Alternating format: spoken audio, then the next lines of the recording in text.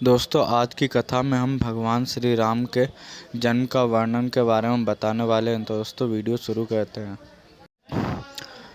मंत्रीगणों तथा सेवकों ने महाराज श्री आज्ञा अनुसार श्यामकर्ण घोड़ा चतुर्गिनी सेना के साथ छुड़वा दिया। महाराज दशरथ ने देश देशांतर के मनस्वी, तपस्वी, विद्वान ऋषि मुनियों तथा वेद विज्ञ प्रकांड पंडितों को यज्ञ संपन्न करने के लिए बुलावा भेज दिया। निश्चित समय आने पर समस्त अभ्यागतों के साथ महाराज दशरथ अपने गुरु वशिष्ठ जी तथा अपने परम मित्र अंग, देश के अधिपति लोभपाद के जमाता श्रृंग ऋषि को लेकर यज्ञ मंडप में पधारे। इस प्रकार महान यज्ञ का विधिवत शुभारंभ किया गया। संपूर्ण वातावरण वेदों की रचनाओं के उच्च स्वर में पाठ पूजा से गूंजने तथा समधि की सुगंध से महकने लगा।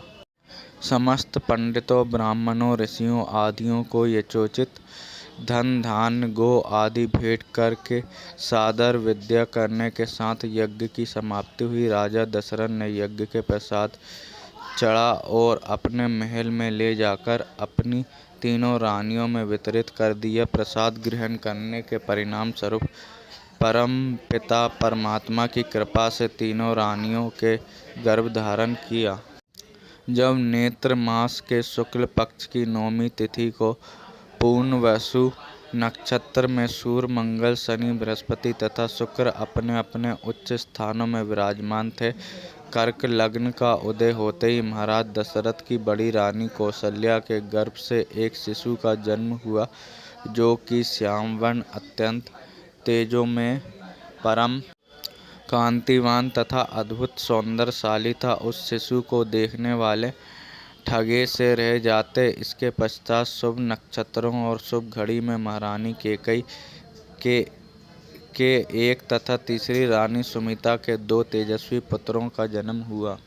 संपूर्ण राज्य में आनंद मनाया जाने लगा। महाराज के चार पुत्रों के जन्म के उल्लास में गंधर्व गान करने लगे और अप्सराएं नृत्य करने लगी। देवता अपने विमानों में बैठ कर पुष्प वर्षा करने लगे। महाराज ने उन्मुक्त हस्त से राजद्वार पर आए हुए भाट चरण तथा आशीर्वाद देने वाले ब्राह्मणों और याचकों को दान दक्षिणा दी।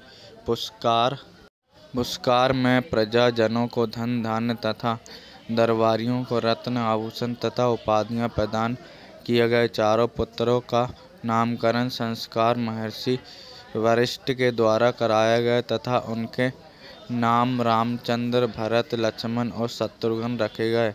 आयु बढ़ने के साथ ही रामचंद्र गुणों में भी अपने भाइयों से आगे बढ़ने तथा प्रजा में अत्यंत लोकप्रिय होने लगे। उनमें अत्यंत विलक्षण प्रतिभा थी, जिसके परिणाम स्वरूप अल्पकाल में ही वे समस्त विषयों में पारंगत हो गए। उन्हें सभी प्रकार के अस्त्र शस्त्रों को चलाने तथा हाथी, घोड़े एवं सभी प्रकार के वाहनों की सवारी में उन्हें असाधारण निपुणता प्राप्त हो गई। वे निरंतर माता पिता और गुरुजनों की सेवा में लगे रहते थे। उनका अनुसरण शेष 3 भाई भी करते थे। गुरुजनों के प्रति जितनी श्रद्धा भक्ति इन चारों भाइयों में थी, उतना ही उनमें परस्पर प्रेम और सौहार्द भी था। महाराज दशरथ का हृदय अपने चारों पुत्रों को देख कर गर्व और आनंद से भर उठा था।